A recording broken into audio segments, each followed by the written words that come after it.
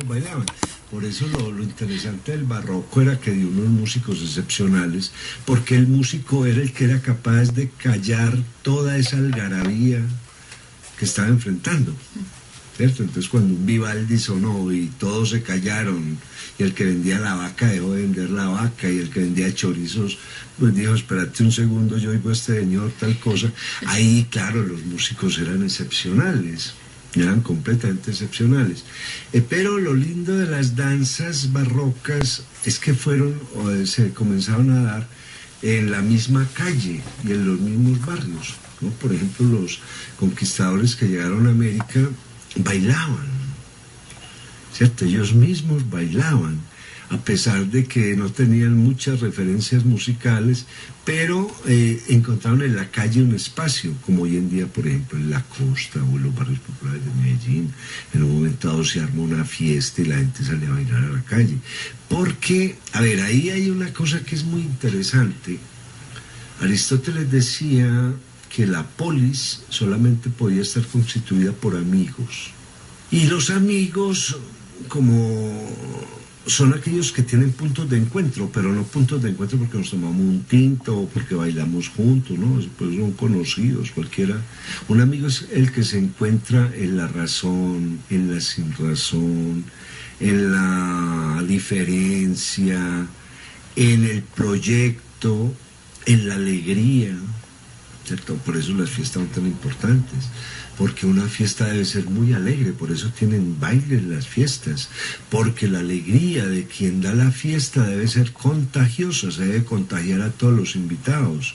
Entonces lo que haría la orquesta y la gente que baila y llevar a todos a la baile es que todos gocen de la alegría de quien da la fiesta, ¿cierto? Si no, la fiesta pues no tiene sentido, no tiene ningún sentido.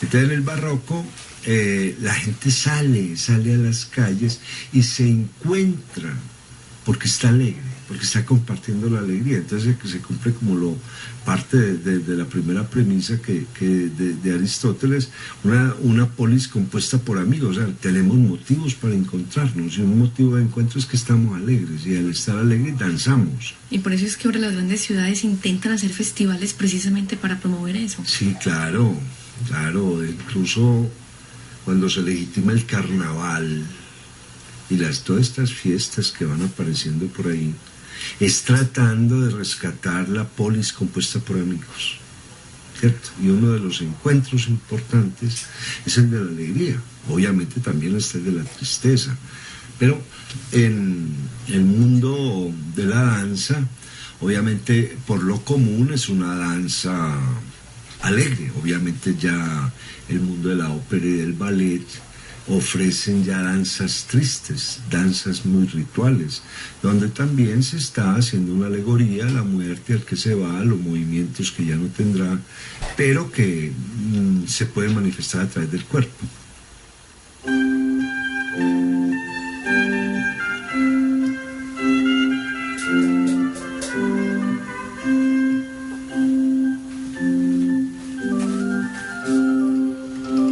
Pieza en forma de rococó, que es la época donde el espacio público se convierte en espacio privado, las casas se llenan de estatuas, de fuentecitas, ¿no? Es como la casa de la abuelita de uno, ¿cierto? Que un montón de papeles de colgadura, floreros, porcelanas, etc.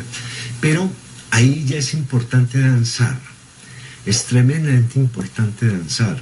La danza es uno de los elementos que convoca a la gente, y uno de los hechos de ir de un lugar a otro es que se puede danzar. Entonces el mundo rococó perfecciona la danza.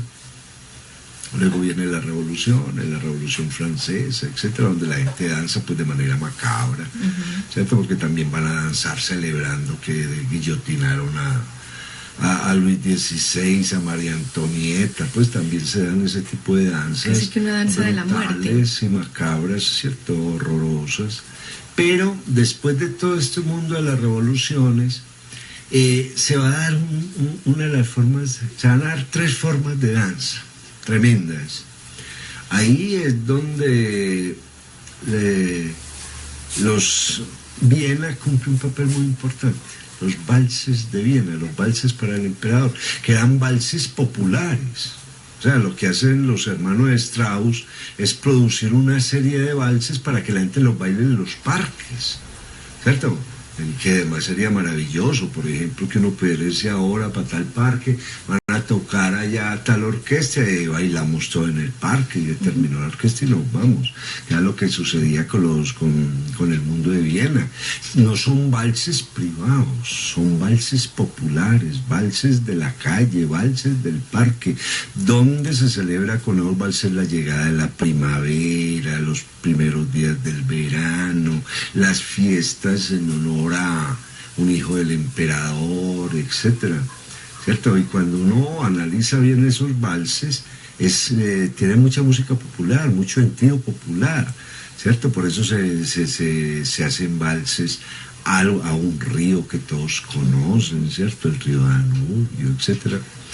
Entonces el primero que da pie a las danzas urbanas, ¿cierto? Son danzas de ciudad, ya no son danzas campesinas, no son danzas primitivas, sino que es una danza producida por una ciudad, con espíritu de ciudad, ¿cierto?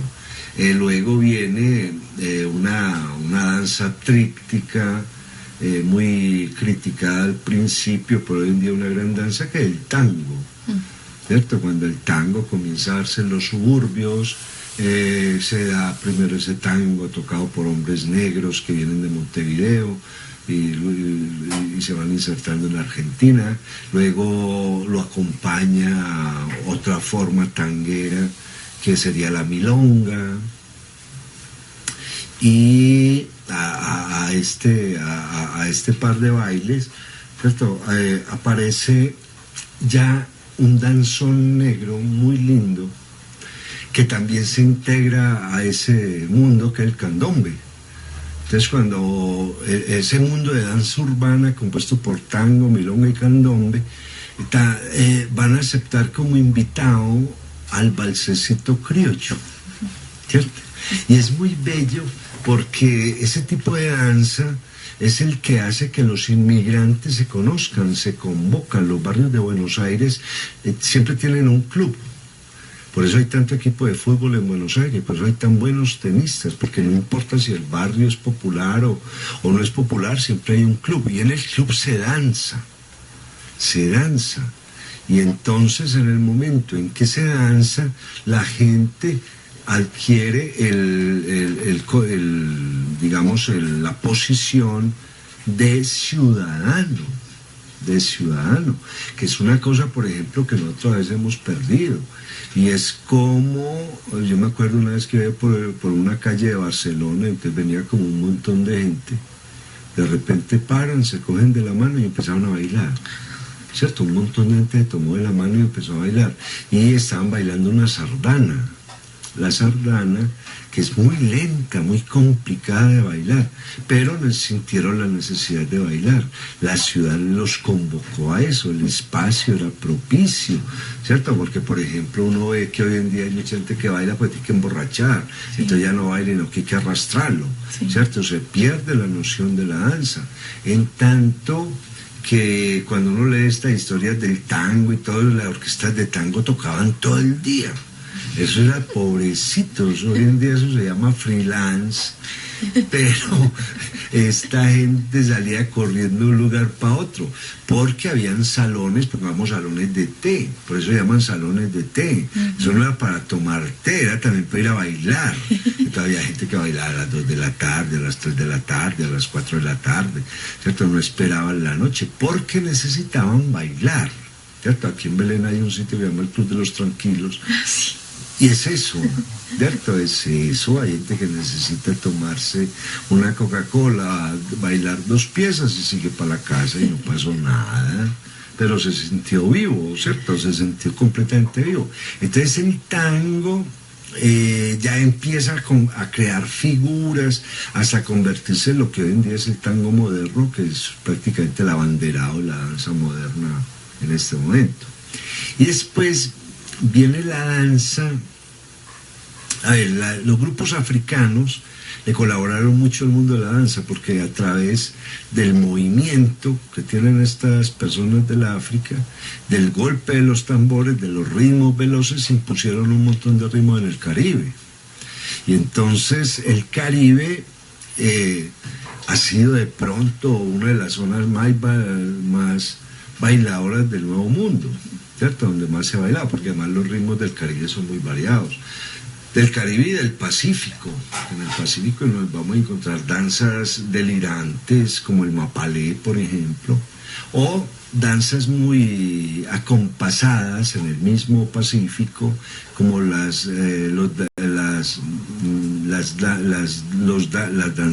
danzones del Chocó, ¿cierto? Que eran bailes de ingleses, además de piratas ingleses, ¿cierto? De marineros. Es una cosa completamente maravillosa, porque los marineros bailaban en los barcos, ¿cierto? En un momento dado alguien tenía un acordeón, o alguien sabía pegarle a un tamboril, o silbaba, o tenía una flauta, y los demás danzaban, ¿cierto? Para sentirse hermanados, porque es que hay una cosa muy importante en la danza. Cuando la danza se hace entre varios, como sucede con la sardana, las danzas griegas, las joiras israelíes, la gente se siente parte de la comunidad.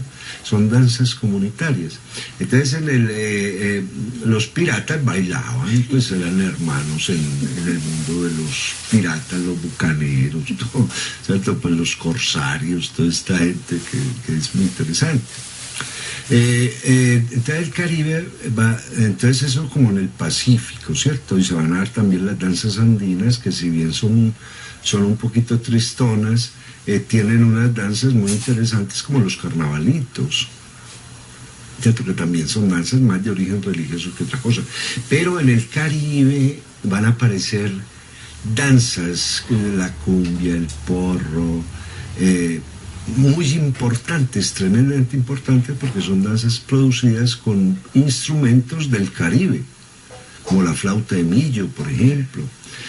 Van a aparecer formas, una danza lenta, amorosa, muy, muy interesante, que es el bolero, ¿cierto? Hay un gran compositor de boleros que se llama Rafael Hernández, el Negro Hernández, que prácticamente convierte el bolero en una danza obligada y social, ¿cierto? Y social. Y aquí me acuerdo yo de hace muchos años, cuando yo estaba en la universidad, en el periódico, en la página de clasificados salía una visita al revés de un señor que se llamaba don Ignacio Molina. Y como la visita estaba al revés, uno volteaba el periódico para leer y decía: bailar es una necesidad social. Ignacio Molina. Es una cosa completamente maravillosa, porque el bolero es el que lo vuelve una necesidad social. O sea, si yo quisiera tener novia, tenía que ser un buen bolerista, ¿cierto? Y ya con eso vienen los sones cubanos, viene la orquestas, pues grande orquesta, la Orquesta Aragón, la Sonora Matancera, bueno, eso ya daría por otro programa, para desarrollar un baile de salón muy importante, que dio pie a las grandes orquestas, porque Colombia estuvo llena de las grandes orquestas, Lucho Bermúdez, por ejemplo, que llenaban los salones, y la gente iba a la fiesta a bailar en forma, ¿cierto? Ya luego todo ese mundo de la danza, en la medida en que nos vamos volviendo más agresivos, va desapareciendo, para hoy en día asistir a unas danzas que son interesantes porque son una réplica de los mundos primitivos, donde se sigue el ritmo del corazón, bum, bum, bum, bum, bum, ¿cierto?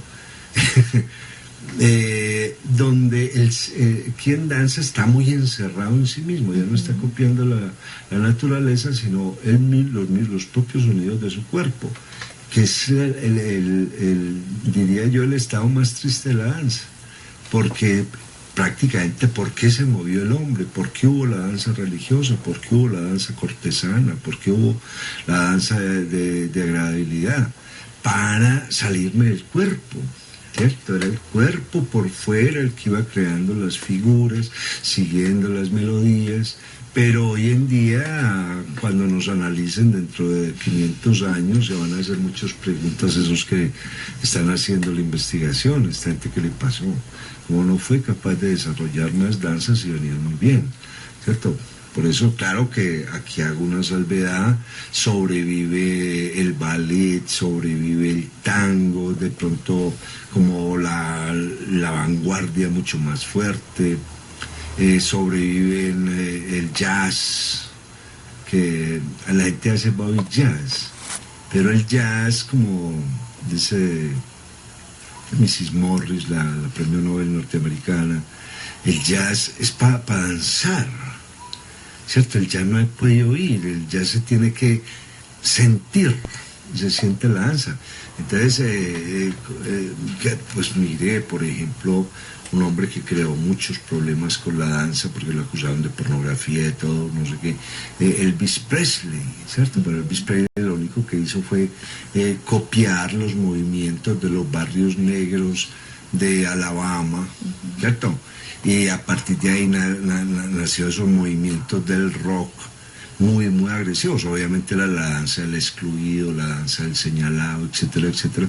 Pero dentro de esos mismos barrios habían salas de baile donde el jazz y el blues eran interesantes, ¿cierto? Y donde la danza de salón cobraba cada vez más fuerza. Por ejemplo, cuando el tango se toma las capitales europeas, por ejemplo, París, Berlín, Helsinki, y después deja herencias por todo eso, ¿cierto? En este momento, por ejemplo, es bellísimo ir a un salón de baile, por ejemplo, en Berlín, que hay varios salones de baile, donde la gente baila tango de academia. Eso es precioso.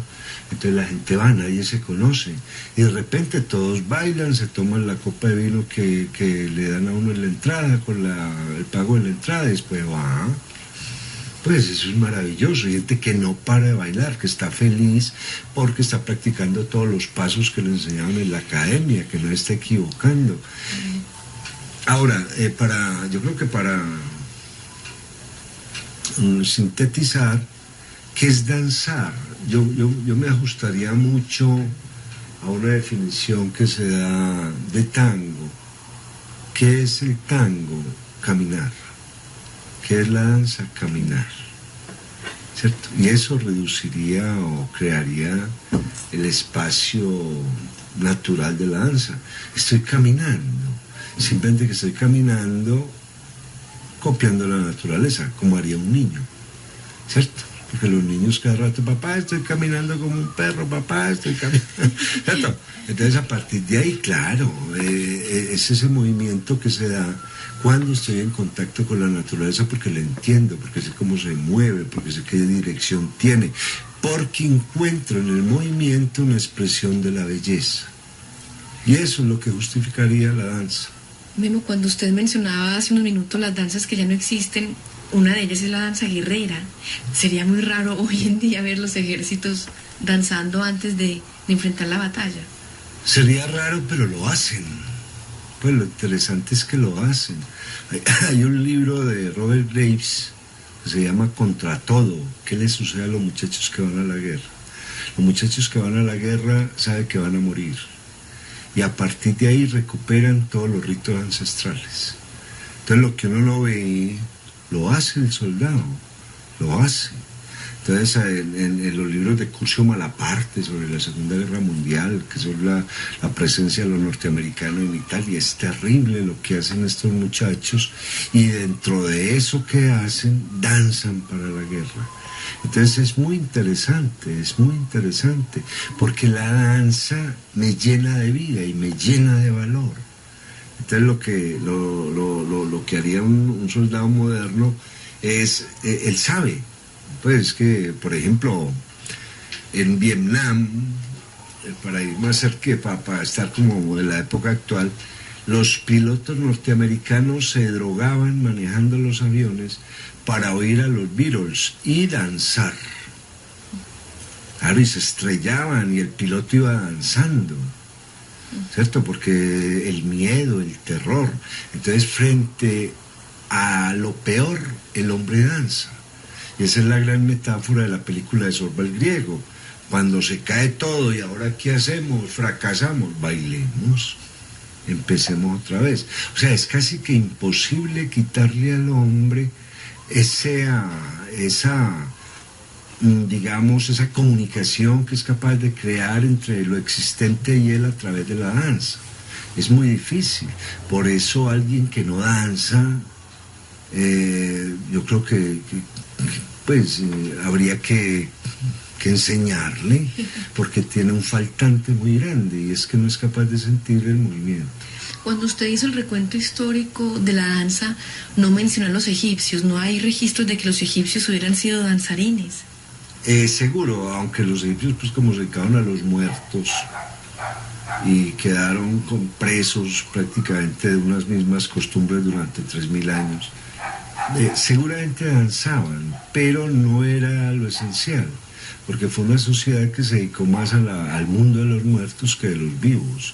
Entonces seguramente, pues, ahora lo simpático de eso es los que producen películas de caricaturas, como todos esos dibujos egipcios están en 2 dimensiones, alto y ancho, entonces si todos apagan con las manitos así como si fueran paticos, puede ser una forma de danzar, ¿cierto? Pero mire, por ejemplo, la cosa tan interesante que se genera con una película que se llama Fantasía. Fantasía, que es una de las primeras películas de Disney, es grandiosa porque el movimiento de la música es interpretada a través de dibujos que danzan, ¿cierto? Y ahí todos danzan, hay una gran danza entre Mickey Mouse y una escoba, por ejemplo, en El aprendiz de mago. Claro, sí.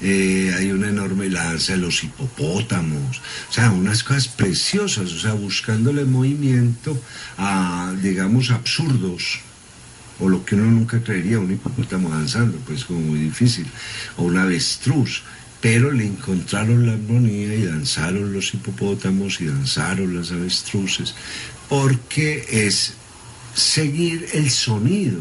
Que la naturaleza está llena de sonidos. Cuando un griego danza solo oye los oídos el sonido del mar, y ese sonido del mar le da el ritmo necesario para él levantar los brazos al cielo y comenzar a moverse.